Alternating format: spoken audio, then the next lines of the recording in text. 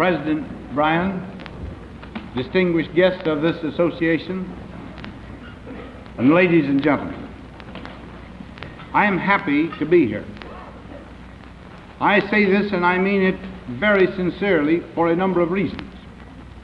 Not the least of these is the number of friends I am honored to count among you.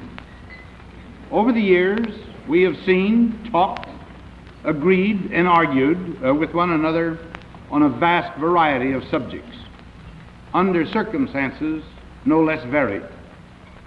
We have met at home and in distant lands. We have been together at times when war seemed endless, at times when peace seemed near, at times when peace seemed to have eluded us again. We have met in times of battle, both military and electoral, and all these occasions mean to me memories of enduring friendships. I am happy to be here for another reason. This occasion calls for my first formal address to the American people since assuming the office of the presidency just 12 weeks ago. It is fitting, I think, that I speak to you, the editors of America. You are, in such a vital way, both representatives of and responsible to the people of our country. In great part upon you, upon your intelligence, your integrity, your devotion to the ideals of freedom and justice themselves, depend the understanding and the knowledge with which our people must meet the facts of 20th century life. Without such understanding and knowledge, our people would be incapable of promoting justice. Without them, they would be incapable of defending freedom. Finally, I am happy to be here at this time before this audience because I must speak of that issue that comes first of all in the hearts and minds of all of us. That issue which most urgently challenges and summons the wisdom and the courage of our whole people. This issue is peace. In this spring of 1953, the free world weighs one question above all others: the chances for a just peace for all people. To weigh this chance is to summon instantly to mind another recent moment of great decision. It came with that yet more hopeful spring of 1945, bright with the promise of victory and of freedom. The hopes of all just men in that moment, too, was a just and lasting peace. The 8 years that have passed have seen that hope waver, grow dim, and almost die. And the shadow of fear, again, has darkly lengthened across the world. Today, the hope of free men remains stubborn and brave, but it is sternly disciplined by experience. It shuns not only all crude counsel of despair, but also the self-deceit of easy illusion. It weighs the chances for peace with sure, clear knowledge of what happened to the vain hopes of 1945. In that spring of victory, the soldiers of the Western Allies met the soldiers of Russia in the center of Europe. They were triumphant comrades in arms. Their peoples shared the joyous prospect of building, in honor of their dead, the only fitting monument, an age of just peace. All these war-weary peoples shared, too, this concrete, decent purpose: to guard vigilantly against the domination ever again of any part of the world by a single, unbridled, aggressive power. This common purpose lasted an instant and perished. The nations of the world divided to follow two distinct roads. The United States and our valued friends, the other free nations, chose one road. The leaders of the Soviet Union chose another. The way chosen by the United States was plainly marked by a few clear precepts which govern its conduct in world affairs. First, no people on earth can be held as a people to be an enemy.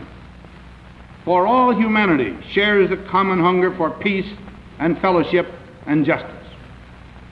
Second, no nation's security and well-being can be lastingly achieved in isolation, but only in effective cooperation with fellow nations. Third, every nation's right to a form of government and an economic system of its own choosing is inalienable. Fourth, any nation's attempt to dictate to other nations their form of government is indefensible. And fifth, a nation's hope of lasting peace cannot be firmly based upon any race in armaments, but rather upon just relations and honest understanding with all other nations. In the light of these principles, the citizens of the United States define the way they propose to follow through the aftermath of war toward true peace.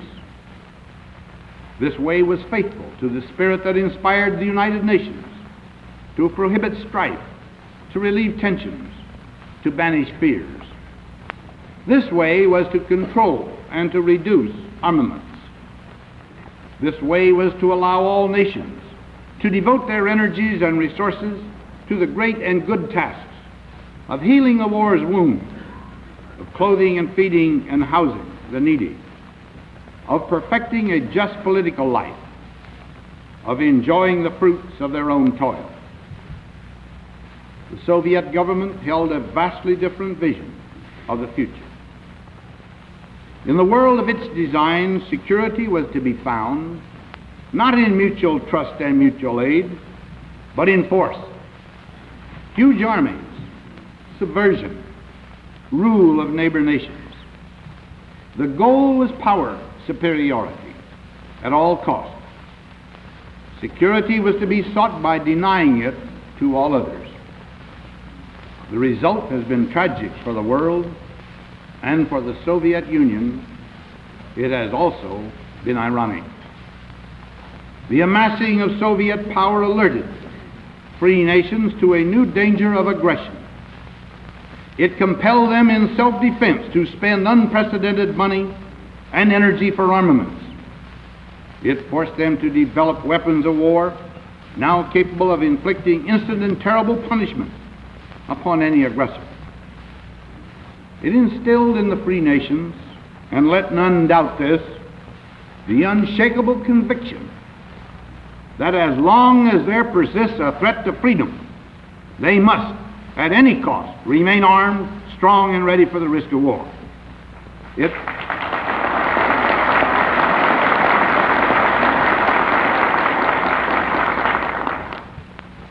It inspired them, and let none doubt this, to attain a unity of purpose and will beyond the power of propaganda or pressure to break now or ever. There remained, however, one thing essentially unchanged and unaffected by Soviet conduct. This unchanged thing was the readiness of the free world to welcome sincerely any genuine evidence of peaceful purpose, enabling all peoples again to resume their common quest of just peace. And the free world still holds to that purpose.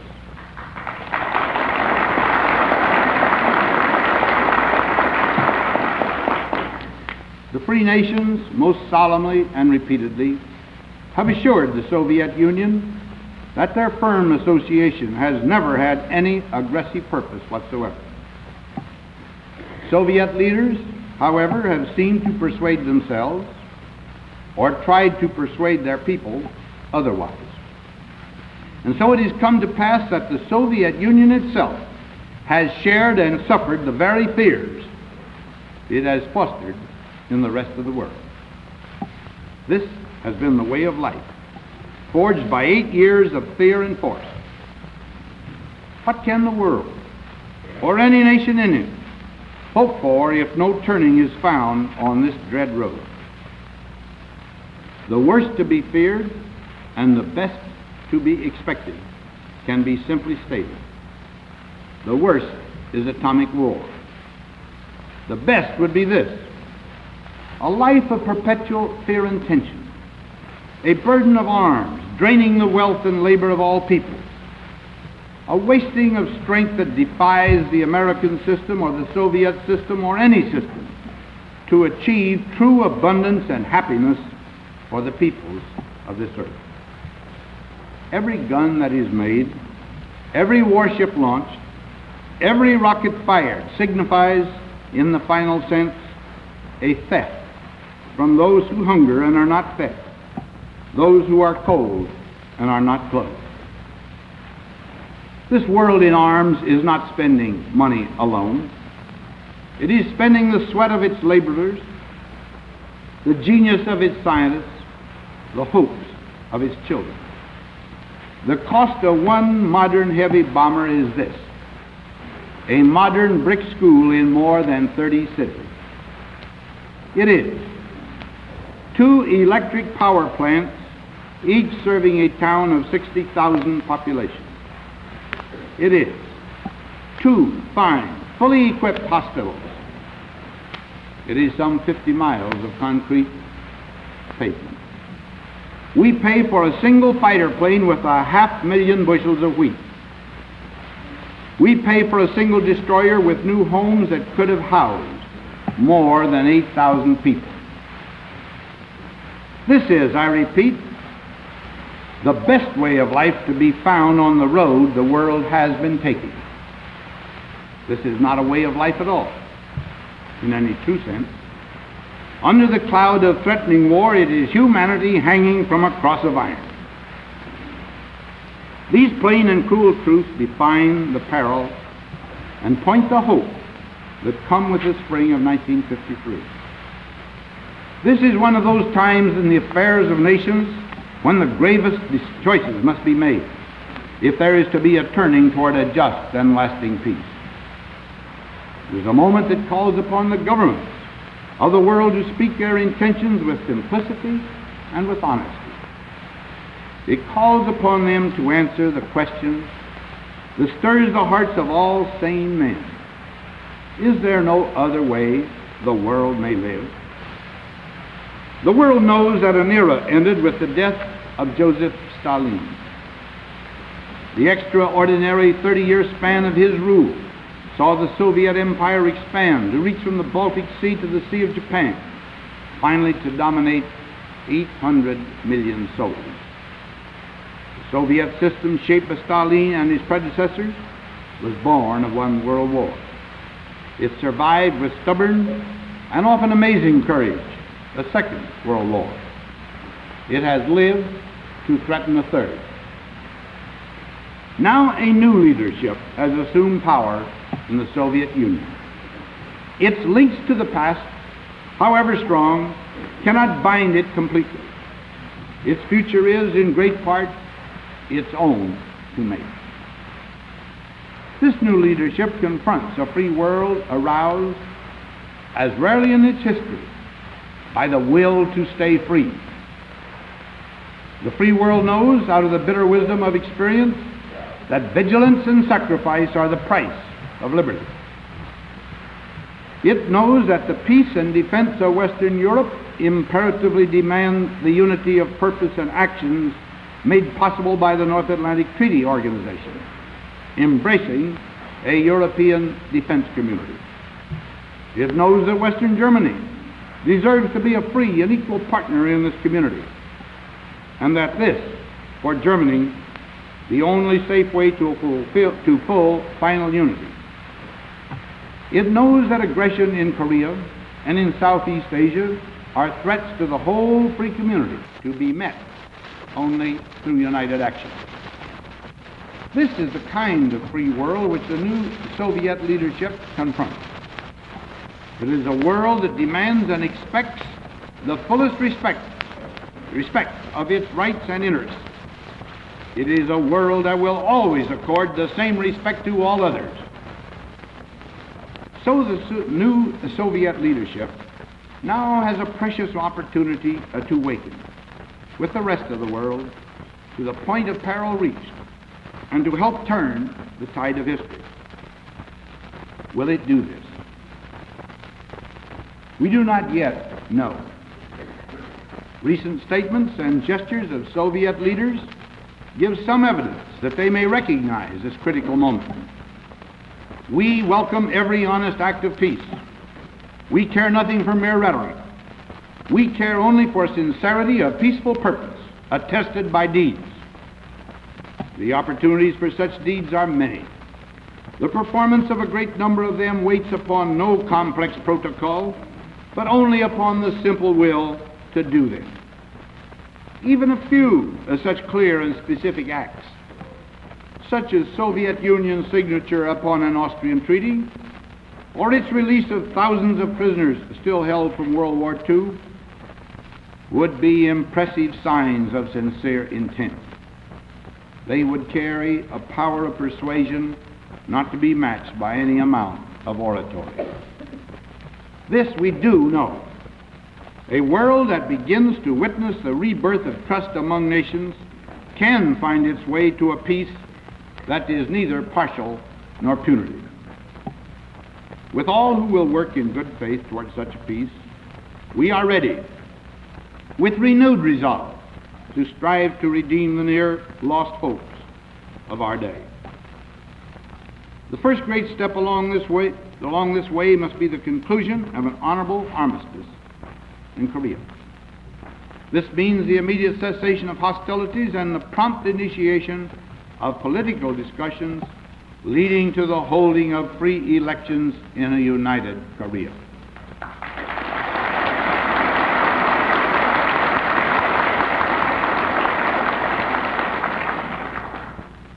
It should mean, no less importantly, an end to the direct and indirect attacks upon the security of Indochina and Malaya.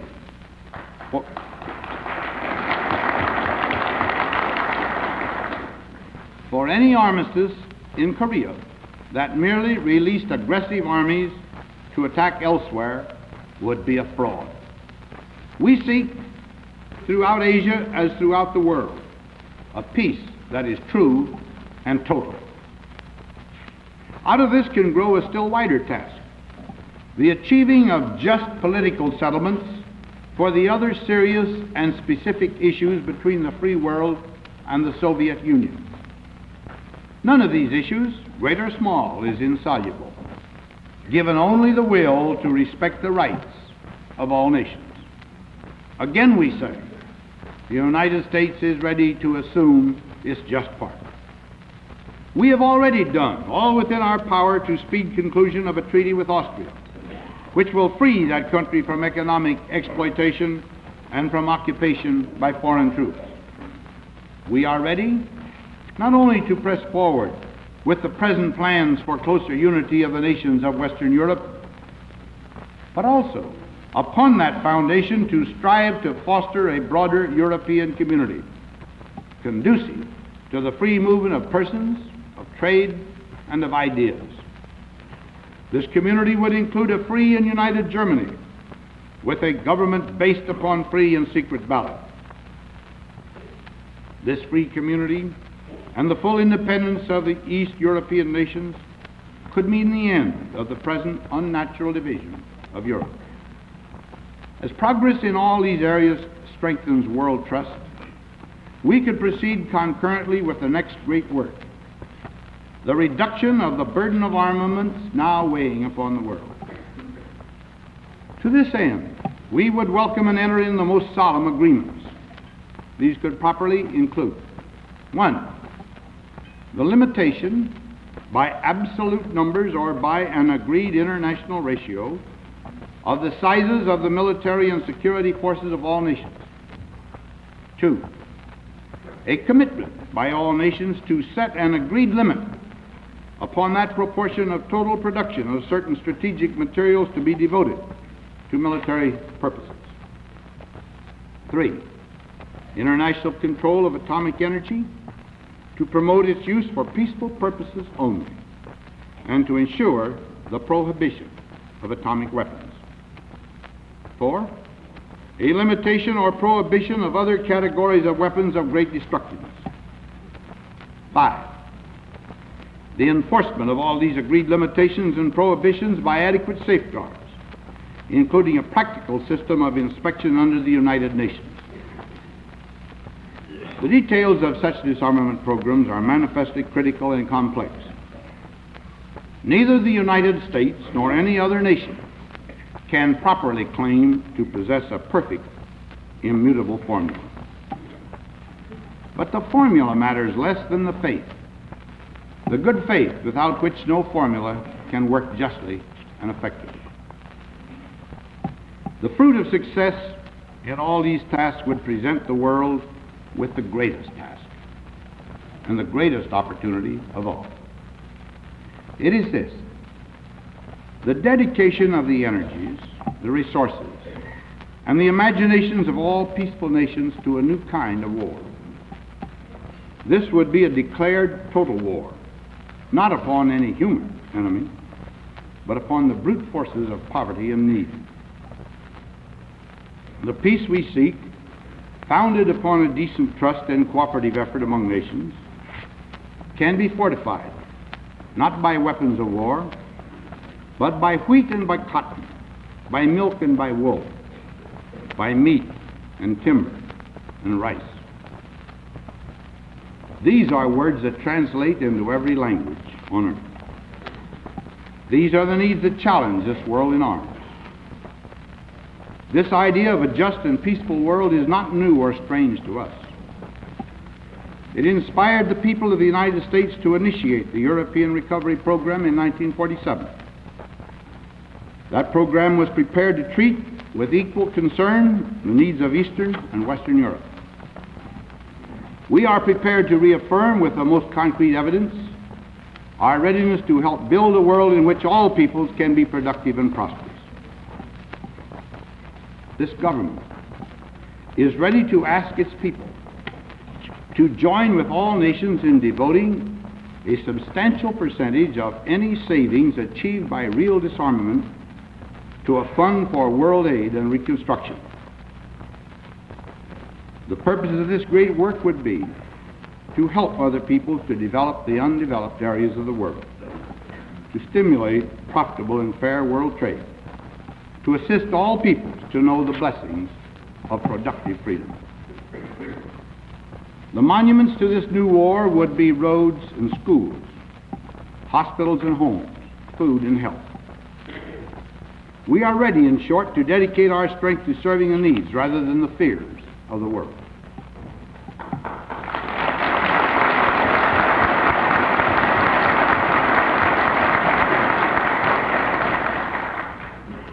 I know of nothing I can add to make plainer the sincere purposes of the United States. I know of no course other than that marked by these and similar actions that can be called the highway of peace. I know of only one question upon which progress waits. It is this: what is the Soviet Union ready to do? Whatever the answer is, let it be plainly spoken. Again we say the hunger for peace is too great, the hour in history too late for any government to mock men's hopes with mere words and promises and gestures. Is the new leadership of the Soviet Union prepared to use its decisive influence in the communist world, including control of the flow of arms, to bring not merely an expedient truce in Korea, but genuine peace in Asia? Is it prepared to allow other nations, including those in Eastern Europe, the free choice of their own form of government? Is it prepared to act in concert with others upon serious disarmament proposals? If not, where then is the concrete evidence of the Soviet Union's concern for peace? There is before all peoples a precious chance to turn the black tide of events. If we fail to strive to seize this chance, the judgment of future ages will be harsh and just. If we strive but fail and the world remains armed against itself, it at least will need be divided no longer in its clear knowledge of who has condemned humankind to this fate. The purpose of the United States in stating these proposals is simple. These proposals spring, without ulterior motive or political passion, from our calm conviction that the hunger for peace is in the hearts of all people, those of Russia and of China no less than of our own country.